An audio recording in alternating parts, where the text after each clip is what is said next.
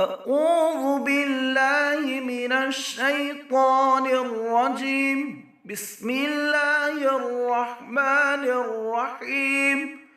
أعوذ بوجه الله العظيم الذي ليس شيء أعظم منه، وبكلمات الله التامات اللاتي لا يجاوزهن بر ولا فاجر، وبأسماء الله الحسنى كلها ما علمت منها وما لم أعلم، من شر ما خلق وبرأ